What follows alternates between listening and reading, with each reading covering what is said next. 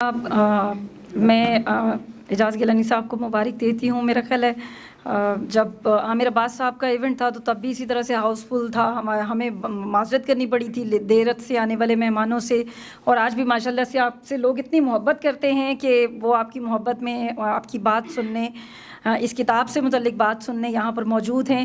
اور کہیں نہ کہیں مجھ سے سب اتفاق بھی کریں گے کہ ہمارے ملک میں وسائل کی کمی نہیں ہے.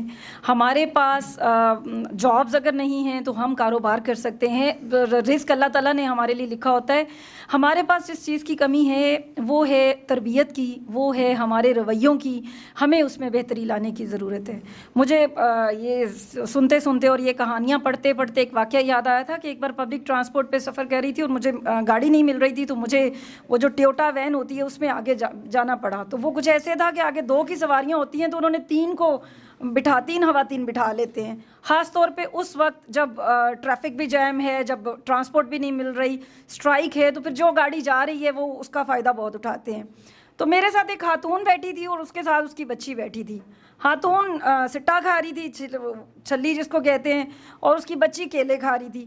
اب وہ دونوں جو ہیں وہ وہ اتار کے اس کا چھلکا, بچی جو تھی کیلے کا باہر پھینکتی اور کیلا منہ کے اندر, اور وہ کوئی 6 کیلے اسی طرح سے کھاتی رہی. تھوڑی دیر میں نے اپنے آپ کو ضبط کیا, استاد ہوں, میں نے تھوڑی دیر خود کو سمجھایا کہ نان آف یور بزنس, تمہارا اس سے کوئی واسطہ نہیں, تمہارا اس سے کوئی واسطہ نہیں.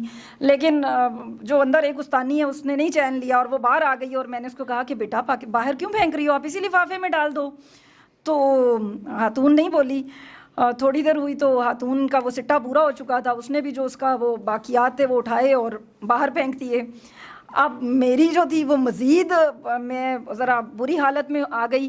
تو میں نے ان خاتون سے بھی کہا, تو وہ چونکہ پڑھی لکھی نہیں تھیں یا کم پڑھی لکھی تھیں, تو انہوں نے بڑا ہی مجھے فلوئنٹلی جو جواب دیا وہ یہ تھا کہ اے سڑک تیرے پیو دی ہے.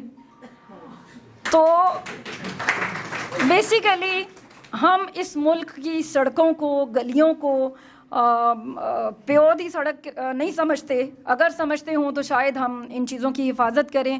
ہم اپنے گھر کا کوڑا بھی گھر سے باہر ڈھیر لگانے میں اس کو فخر سمجھتے ہیں. میں نے ہمیشہ دیکھا کہ جہاں کہیں وہ ویسٹ مینجمنٹ والوں نے اپنے وہ رکھے ہوتے ہیں ڈبے کہ کوڑا اس میں ڈالیں, وہ بیچارے ڈبے خالی پڑے, منہ ہمارا تک رہے ہوتے ہیں, ڈبے کوڑا اس کے آس پاس گرا پڑا ہوتا ہے سارا. تو یہ کہیں نہ کہیں ہم سب جو باہر جا کے پیسے کمانے اور ان سب اس ہرس میں پڑ جاتے ہیں کہ جی اچھا لائف سٹائل دیں گے.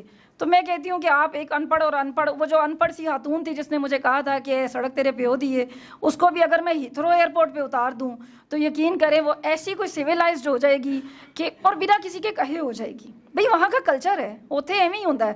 تو ہم وہ ان ملکوں کو پسند بھی شاید اسی لیے کرتے ہیں کہ وہاں اسی طرح سے ہوتا ہے, تو اپنے ملک کو بہتر کرنا نہیں چاہتے. تو یہ کتاب ہمیں اسی طرف اشارہ کر رہی ہے, کمپیریزن کرتے ہوئے پاکستان کے کلچر کے اور وہاں کے کلچر کے. یقین کریں جو قصہ میں نے وہ صدیق حجام والا پڑھا تھا, ابھی میں 19ویں نمبر پہ جو کہانی ہے اس میں پڑھ رہی تھی, تو وہی سٹوری مجھے لگا کہ ڈاکٹر فضیلت تھوڑا لیٹ ہو رہی ہیں تو میں ایک آدھ کہانی سنا دیتی ہوں آپ کو.